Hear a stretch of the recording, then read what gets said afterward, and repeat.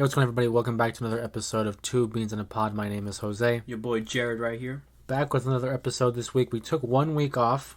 We had some priorities at the moment, but we're back with this week's episode. Real exciting news with the NFL season starting up again. We have the preseason rolling around. Hell yeah, we finally got some football. It's about damn time, It's been miserable for the last few months without any football. So, yeah, I'm just glad to see the gridiron back. Regardless, even though it's the preseason, football's football. I'm really excited for it. But I know, at work, one of the coworkers that we have was bringing up, the preseason, oh, you guys are going to lose or you're going to win it, whatever. Me personally, I'll speak for myself. I don't care who wins. We could legit lose by 30, but it doesn't matter at the end of the day. As long as they walk away smarter and healthy, I'm fine. I don't really care. With me, I just want them to put the effort and be hungry that they want to win and that they want to show that they're good players for the team. Yeah, you definitely want to see the effort. You definitely want to see the preparations and all the, practices and training camp, really pay off, and see that they're able to implement the, the offensive scheme or the defense or whatever. As you know, the San Francisco 49ers, they will be taking on the Green Bay Packers tonight, as a matter of fact, because this is airing on Friday. Oh, yeah. So really looking forward to that. Unfortunately, I won't be able to see the game. You will, though. Yes, sir. It's his day off. I'll catch the highlights, and we'll see how Trey Lance and the boys do against the Green Bay Packers. Mm-hmm. Aside from that, we had the Baltimore Ravens and the Tennessee Titans play. The Baltimore Ravens won that game. And then the Giants defeated the New England Patriots on a game-winning field goal. I saw this statistic on Twitter that I thought was really interesting. So, Brian Daboll, who is the head coach of the Giants, he's 47 years old. Oh, wow. Not too bad. Yeah. He was going up against Bill Belichick, who has 48 years experience in the NFL as a coach. Dude. That's ridiculous. Almost 50 years of knowledge and experience in the NFL. And to think, I don't feel like he looks that old, you know? But regardless, Bill Belichick, one of the best coaches of all time, even more so than in NFL, just in general. Just well decorated. And all the accomplishments he's able to amass over his time in the NFL. Yeah. Obviously, anyone that knows us, they know that we are big Bay Area fans, specifically the San Francisco 49ers. Hell yeah. What's your, your thought process? What's your opinion on how training camp and how, the boys have been looking so far as we head into game 1 of the preseason? Okay, so based on what I've seen from footage and everything, I'm actually kind of happy, because I feel like we did make some good moves and we made a steal. I was a little bit concerned with the whole the front office with Debo, because it took him a while. It was almost last second, but Debo got the money. He got the bag, got the job done. But see, there's a pattern with that, because if you look at what happened with Fred Warner and George Kittle in previous years, they waited around the same time, and I'm sure when Nick Bosa's contract is due for an extension, I think we'll experience the same thing. Yeah. Another thing I was also nervous about is the coaching staff, because we lost a lot heading into the offseason, but now going it through, we got a lot of people now, a lot of new faces. I know a new addition that I really enjoyed is Anthony Lynn. Yep, that's who I was going to bring up, and honestly, probably my favorite addition. Mostly because he used to play for the Denver Broncos, correct me if I'm wrong. Yeah, no, he was a running back for the Denver Broncos back when Mike Shanahan was the head coach, and they had won back-to-back Super Bowls in '97 and in '98. Yep, which is why, the Shanahan tree, is similar, so hopefully Anthony Lynn, would pick up what Kyle's father used to run. There's that sense of continuity, between the Shanahans and obviously Anthony Lynn, who's familiar with the system that they run. So I am very optimistic in terms of our run game. I feel like it's something that, it won't change. We can implement any running back into the scheme, and, the run game will continue to run the way it has. Really interested to see how the defense looks. I like what I see in terms of personnel and schematics. The only question really is at quarterback with Trey Lance, and I do think we're expected to have a good year with Trey Lance. But of course, it begins and ends with the quarterback, and that goes without saying for any team. If Trey Lance is able to have a productive year, which I think he will, I definitely see us in the playoffs. I definitely see us making noise, whether it's winning the division or more likely winning wild card. I do expect us to be contending for something in the end. You know what I mean? Yeah, on my end, I honestly think we're probably going to be in the hunt. Because I really can't say anything because, again, this is my early prediction because the preseason hasn't started. I haven't seen anything. So for now, I'm just going to say we're going to be in the hunt, barely missing the playoffs, okay? Reason why is because, one, we got a new quarterback, okay? And I know some of y'all are probably saying, oh, but he was already there last year, learning Shanahan's plays and everything. Well, believe it or not, Shanahan's plays is like I hear it's really hard to like learn and pick up. It takes a while.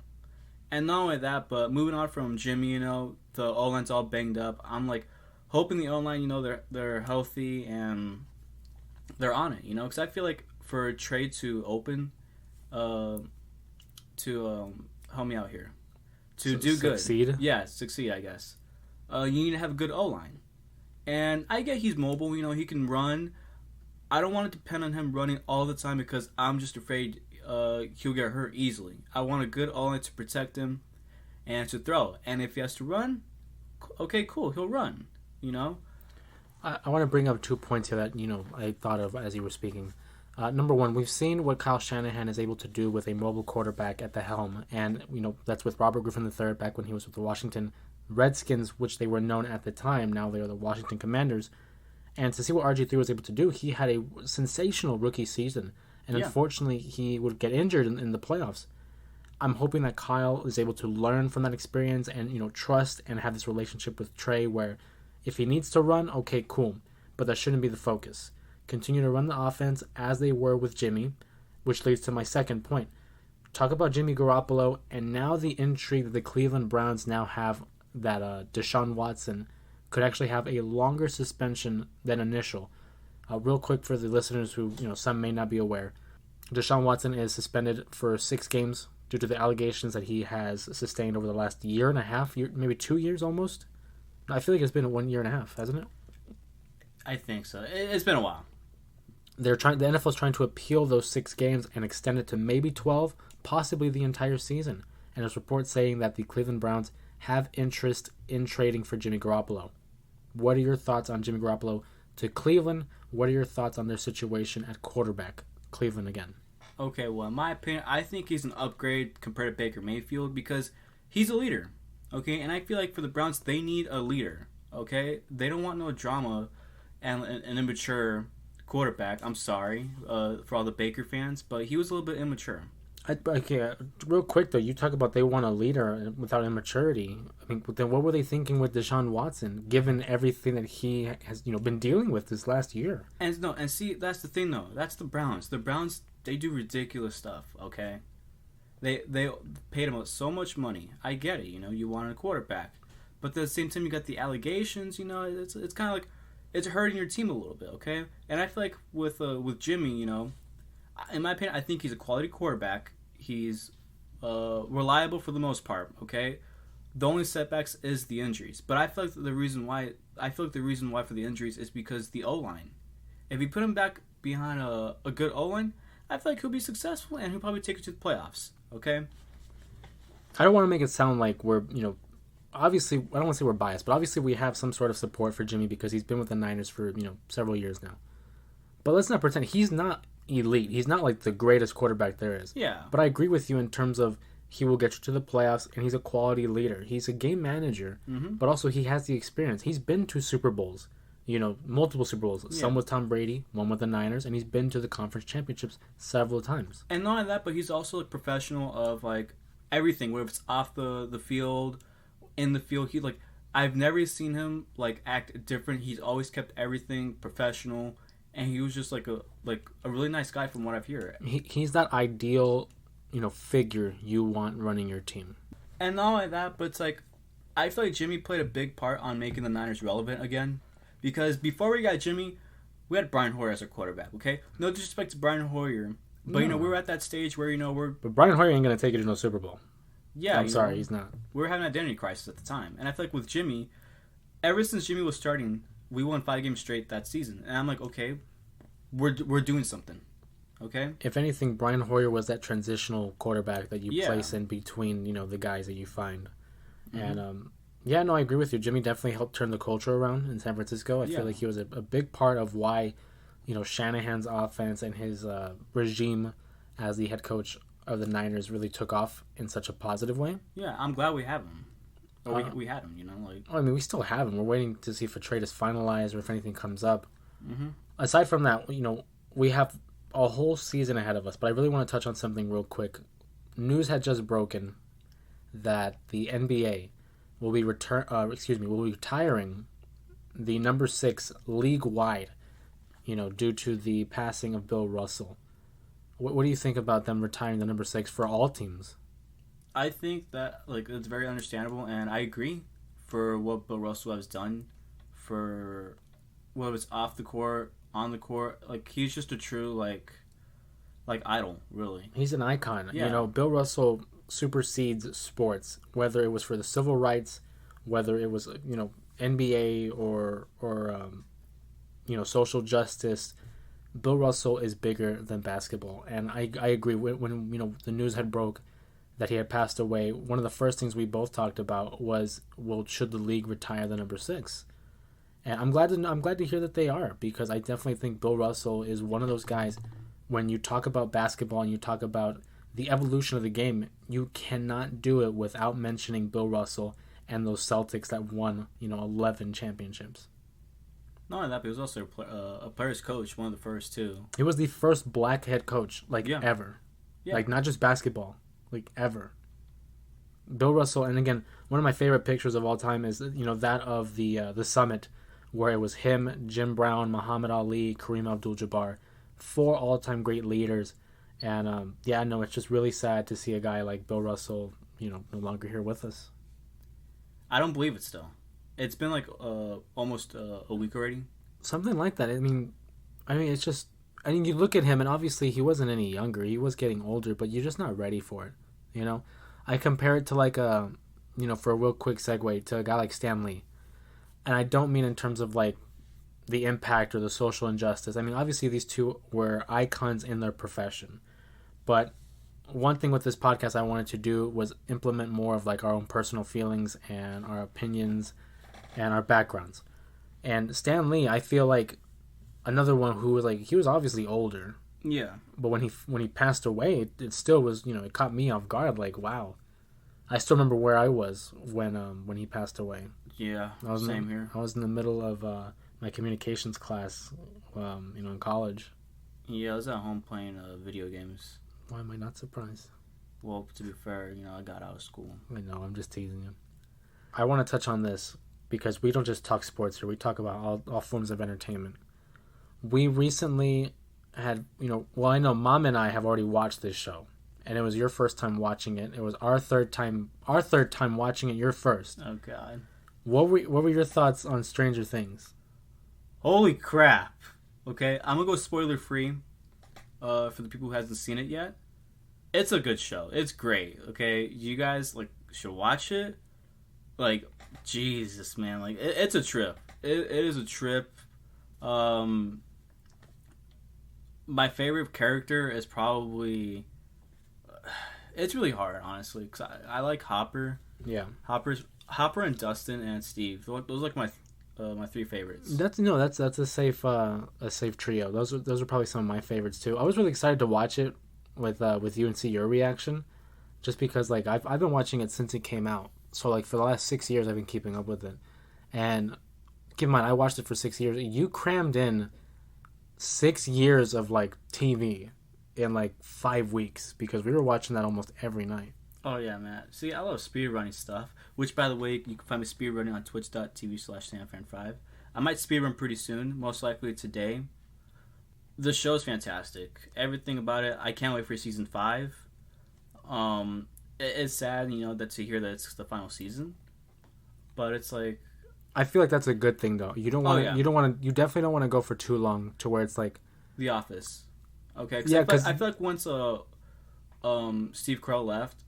Yeah, it wasn't the same. It wasn't the same. It went on for those last couple seasons were kind of a struggle. So yeah, I'm glad they're gonna end it after 5. Try to end it on a high note, especially the way season 4 ended. Mm-hmm. Really looking forward to that. real quick, since we're on the topic of like entertainment and stuff like that, like movies and shows, you know what movie I still can't get over? What? We had recently watched, like, what, maybe a week and a half ago? Maybe more. I mean, no more than 2 weeks. It hasn't been, more than 2 weeks. But we recently had watched the Jordan Peele movie Nope. Oh, yeah. And the more I think about it, like, I pick up these new details on that movie. And I know we talked to our sister about it, but Jordan Peele is definitely one of our favorite directors today, Yeah. With movies like Get Out, Us, and now Nope. He even had a hand in writing Candyman, the new one, the remake. Which I'll be honest, I think Candyman was the weakest one of those four movies. But regardless, I don't know, just something about the style that he directs and the storytelling and the messages and the themes of his movies. Yeah. So some people, they kind of don't like Nope. See, the reason why, for the people who don't really like it, you haven't looked hard enough. They have little details throughout the movie where it just pays off at the end. It's like one of those movies where it's like, there's like little details they have, whether it's like the appearance, the things in the background, the things they say, or again, just the little callbacks. Things. And that's what I feel like nowadays. People want instant gratification, where it's like they have to do the least amount of thinking or work in order to enjoy something. Like, don't get me wrong, I love watching like the Transformer movies or like the Fast and Furious movies, where it's like all action. That's cool, that's fun. But every now and then, I like to watch a movie where it really makes you think, and you have to pay attention to little details, and for those the little details that you're watching out for, you're really rewarded at the end of it when you're able to pick up on other stuff. I really liked the movie. It was really cool. Trippy. Yeah, I would definitely recommend it to anybody. And it's original. It's not like any of these other movies where it's like remake, sequel, or whatever. Like it's an original movie. The one I can probably like compare it to, like Signs, I think is a fair comparison. That's also a good movie. Signs is a great movie. M. Night Shyamalan, another one of those directors that I really enjoyed. More so his older stuff, not really the newer stuff. But again, I would definitely recommend it. I strongly encourage anybody who's not doing anything, go watch Nope. It's like such a good movie. So recently, like a few months ago, they just released like a teaser for Resident Evil 4. Yeah. I'm actually really hyped for it. Because I played the original, okay? Both the VR version and the GameCube and the PS4. They're all great, okay? Can I just say real quick, for those who don't know, you have a ridiculous collection of not only, video games, but specifically of the Resident Evil franchise. Yeah. Like, it's very in-depth. Like, me personally, I'm a movie guy. Yeah. And I have, like, a shelf full of them. But it pales in comparison to what you have going on in terms of the video games that you have been able to collect, I should say. All right, so here's the reason why I got like a butt ton of Resident Evil stuff, okay? So with me, I'm an old school guy. I love classics, okay? I love the original stuff. So the original Resident Evil trilogy, it's probably one of my favorite trilogies in all of gaming. Probably like tied for first with Halo, okay? Halo's first trilogy, oh, it's immaculate. Like, if you want to play a game with great storyline, aliens, you gotta play Halo, okay? But back to Resident Evil, I have like so many copies. I think I have like 3 copies of the first Resident Evil game. Reason why is because like for each copy, believe it or not, they have like different editions. Okay? I was gonna say, don't hurt yourself now. Editions, okay? So you got the original standard one, okay? Which I hear that one's like kind of difficult to find in great condition nowadays because it came back in '96. Yeah, that was 2 years before I was even born. Yeah, and then '97 they released a director's cut. The reason why was because Resident Evil 2 was like launching that same year, but there was a pushback. So in the meantime, they'll just put in a director's cut version of the first game. And then the third version, they made another director's cut version, but it's a DualShock edition, which means you can use the thumbsticks. Because at the time, when the original PlayStation came out, there was no thumbsticks. But then later on, they added the thumbsticks, and they made it compatible with it. So I'm going to be honest, for any of you listeners out there who were able to follow that, I commend you. I applaud you, and I definitely want to celebrate you because he mentions these type of anecdotes and this type of information to me. And I'm gonna be honest with you, a lot of times it's hard for me to keep up. Yeah. I usually just sit there, look pretty, and listen because it's a lot to go off of 3 different versions of the same game. Oh, I'm not even done, okay? The third and final version, the big difference is the soundtrack, okay? The soundtrack is so bad. There is this one specific song where it sounds like clowns are farting. And you hear that all the time because I troll that with you all the time. Yeah, no, I tried to forget it, but then you just brought it back up. It's so bad that the game is not even scary. It's a funny game at this point, you know? And not many people like it, but I got it because just for the sake of it, it's really fun. Hey, whatever you find entertaining, I'm not going to, draw any pushback for your forms of entertainment. Mm-hmm. But like I said, it's a lot to go off of. Is there anything that I talk about to where, like, you can't keep up with like that? Because, like, I'm going to be honest with you, dude. Harry Potter? No, not even. I don't talk about Harry Potter like that, though. I like Harry Potter as much as the next guy. Yeah, you got a point. Well, okay, wrestling. What do you mean? Like, that's hard to follow? Well, no, because there's like a lot of stuff like back in the day that I really don't know. Yeah. Like past around New Generation, okay? The early 90s the early 90s, yeah. WWE. Yeah. Or WWF at the time. Like, I know a decent amount, but I don't know, like, a butt ton like you. Yeah. Like, my knowledge is mostly a little bit of the... a decent amount of the Attitude Era, the late 90s, and the 2000s of the Ruthless Aggression Era. Okay? Because that's what I grew up with. Yeah. Especially SmackDown. Because SmackDown was, like, my favorite show at the time because we didn't have cable. Like yeah. The big cable. We had, like, the local channels. So we only received, like, Friday Night SmackDown, where we saw guys like The Undertaker, Rey Mysterio. Technically, it was Thursday night at the time. Oh, you're right. It was Thursday, technically, until they moved to Fridays on, 2005, I think it was? I think so, yeah. Yeah, because the first time they went to Friday nights, there was a cage match between Guerrero and Rey Mysterio, I remember. I don't know, man. As you can tell, I feel like the nature of these podcasts are going to evolve. Mm-hmm. We're going to be very free, flowing, and it'll basically be like the conversations we have on a daily basis. If anything, we're really inviting people to our home in this case to hear exactly the things that we talk about and what we're interested in. Mm-hmm. Whether it's movies, video games, pop culture, sports, wrestling, like we're all over the place. Yeah, which that reminds me. Okay, I got one question for you. Okay, and I feel like we haven't really talked about wrestling a lot. Yeah. But what are your thoughts on the direction WWE is taking in terms of Triple H taking over? So before I even get there, I want to preface this. Not a lot of people know that we're like big wrestling fans. Yeah, they mostly know us for 49er fans or just like the main sports. Yeah, but I mean, we've been watching, or at least we try to watch, like ever since we were younger. There have been times, obviously, where we didn't keep up. And I didn't make that known until like recently. Like I've had some people like message me like, I didn't know like you were such like a big fan of wrestling. It's like, yeah, dude, it's just I never really talked about it, but it's like it was such a big part of me growing up.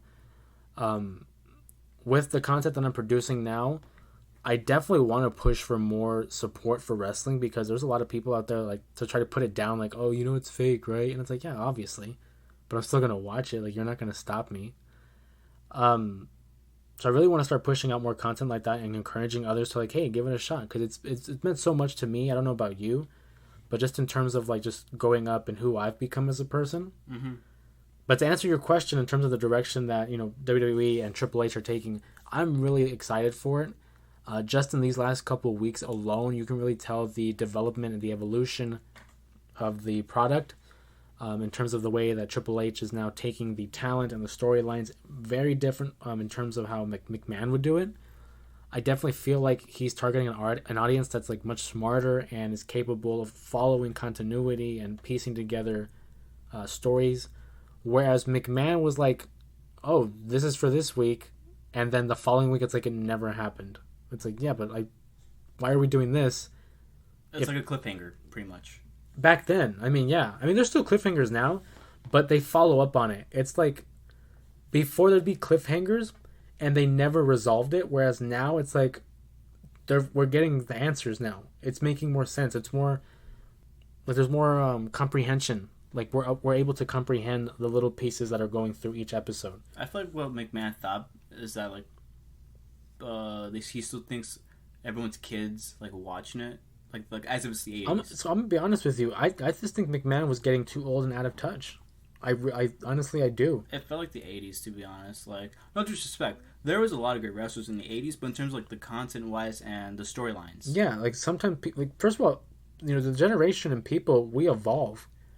This you can't get away with certain things back then that you can now. Like, for example, what really got old was Goldberg coming back every single time. It just got really annoying. But see, I'm fine with Goldberg coming back, but don't put the world title on him. Yeah. When he's like 50 plus years old, beating some of the guys in the prime of their lives now. Like what they did with The Fiend and Bray Wyatt. Oh my god. Don't even start with, man. Dude, The Fiend was awesome, dude. Like that stuff like that. Like I don't. If you want to bring back Goldberg, that's fine, but don't have him win the world title in like 2 minutes. It's stupid, quite frankly. And I feel like that's where a lot of it stems with, in terms of like my feelings towards McMahon, because it's like, dude, like once you get up there in age, I'm sorry, but you start to lose it. You know what I mean? Mm-hmm. But again, I'm really excited, looking forward to what they have in store for us in WWE, and even AEW. Oh, dude, which is still AEW growing. Is like ever since when WWE was going like a little bit stale for like the past few years, like ever since when Triple H had to leave NXT. Okay. Yeah, because of his heart, he had a heart condition. Once NXT 2.0 came out, that legit NXT was like the only WWE related thing I was watching, because NXT with Triple H was like the best thing they had going on. Okay, at the time you got guys like Johnny Gargano, Ciampa, Adam Cole, Adam Ricochet, Cole, like so many people. The list goes on and on. Just the talent that they were able to have. Sasha Banks is another one. Sasha Banks, who came from who came from NXT. And I feel like once he left and once they transitioned to 2.0, honestly, it just felt like as if it was like in the '80s. It was like another episode of like Superstars or something, Yeah. Like it's all over the place. Yeah, it was just a mess. It looked like Nickelodeon just threw up, and it's like all colorful and like childish a little bit. It's like, what is this? This isn't the NXT I know. I got a visual in my head of like Nickelodeon throwing up. Like, what would that look like? The freaking Kids Choice Awards, like blimp thing, just like like the slime. Up. Yeah. Oh, okay. Yeah, I was like, what the hell would like Nickelodeon look like? I don't know, man. Throwing up. I don't know, but once I heard Triple H was taking over, I was freaking out. I'm like, wait, it's happening? Michael Scott in The Office. It's like, oh my god, it's happening. It's crazy. Because like what I always thought funny. CM Punk was right. Okay, of who was going to take over. Yeah, for those that have seen, the famous pipe bomb promo from like 2011, he basically called everything. Yeah. Like he basically called everything almost 11 years ago. No, literally 11 years ago to this day, which is like remarkable to. Look, that was the first thing I thought of when I heard Triple H, Stephanie McMahon, and the other guy. I forgot who it was. Oh, Nick Khan? Yeah, Nick Khan. Yeah. Yeah. I was like, CM Punk was right, Oh, yeah, and by the way, CM Punk returned on Dynamite, like, the past 3 days ago. That caught me off guard. CM Punk's always been one of my favorites, like, growing up. Oh, yeah. I remember him debuting in 2006, having all these tattoos, the long hair, the piercings, and then the music, having I remember when he first came in, he had the Judgment Day 2006. Yeah. Judgment Day 2006 theme song. This Fire Burns is what the song is called. Yeah. But what really, struck for me was that he just looked different. He didn't look like everybody else. He wasn't as big as everybody. And he had the tattoos.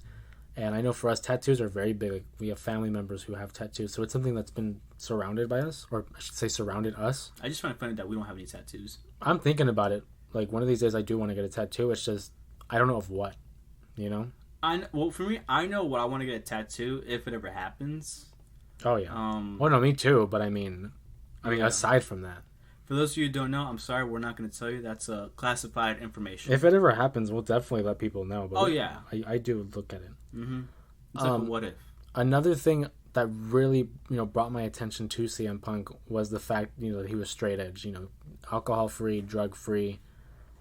He always said that his biggest addiction was wrestling. And that's definitely something I could resonate with and why I just gravitated towards him as I was like 8 years old when I first saw him. And now I'm 24 years old and it's like I'm still, a big CM Punk fan.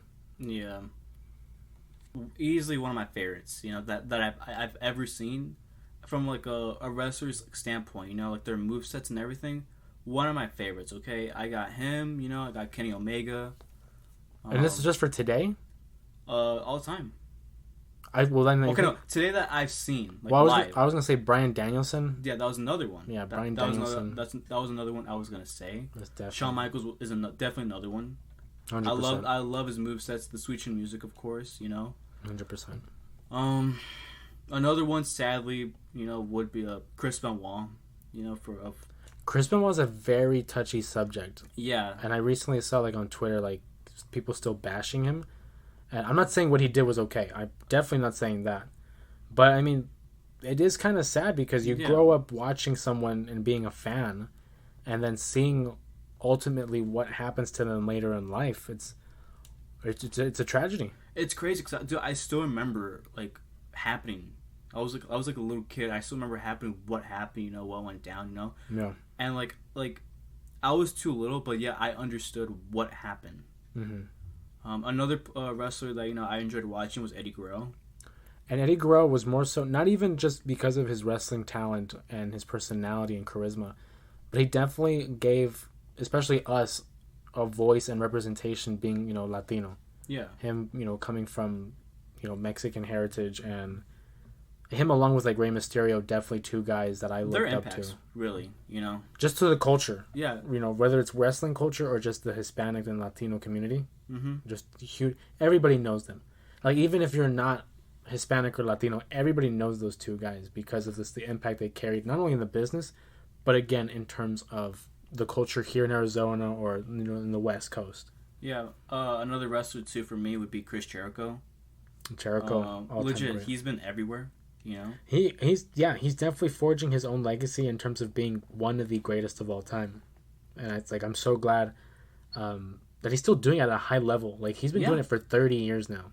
Yeah, another one right now for me that I enjoy watching is John Moxley. We talked about this, but Moxley gives me like these Stone Cold Steve Austin vibes. Yeah, like if you were to put Austin in today's world of wrestling, I think Moxley would kind of be that blueprint, be that, you know, what he looks like. Yeah. See, now this one last one for me. I know he's like, his moveset isn't really like crazy as everyone, but I do enjoy the Undertaker. Okay, that's my favorite wrestler of all time.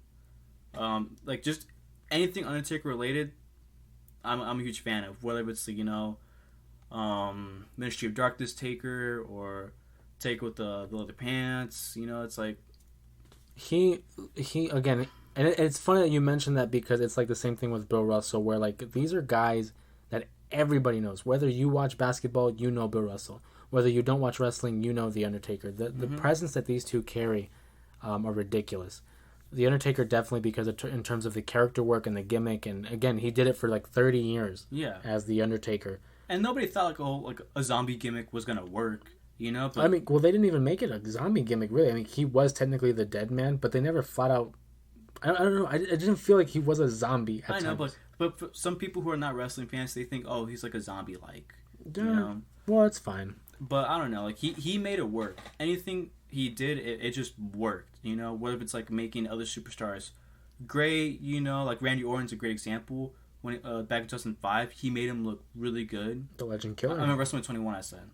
Oh yeah. Yeah, WrestleMania 21. I'm sorry. I'm thinking of the year 2005. Yeah. Like just has a huge impact on just wrestling in terms of like keeping everything kayfabe. Because for keeping it that long, it's like, man. No, and for those that aren't familiar with the term kayfabe, that's, you know, to keep it. Would you say realistic? Just, you know, stay in character. Stay in character. You know what I mean? Like, think about it like this, okay? When you go to Disneyland or Disney World, you see all the characters. You know, they stay in character, you know, whether if they're in the costumes or they're in the outfits, you know, like dressing up as a princess. They stay in character, and that would be the same sense of a wrestler keeping kayfabe. They don't break character. Yeah, and I find it pretty impressive for keeping it that long, you know. Yeah, for sure. But I mean, especially back then when they didn't really have as much social media, so you were able to get away with, you know, keeping character like that.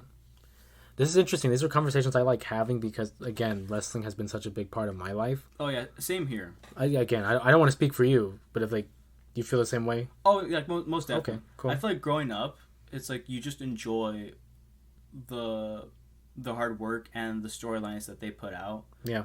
Like one of my favorite storylines is probably Triple H versus Shawn Michaels.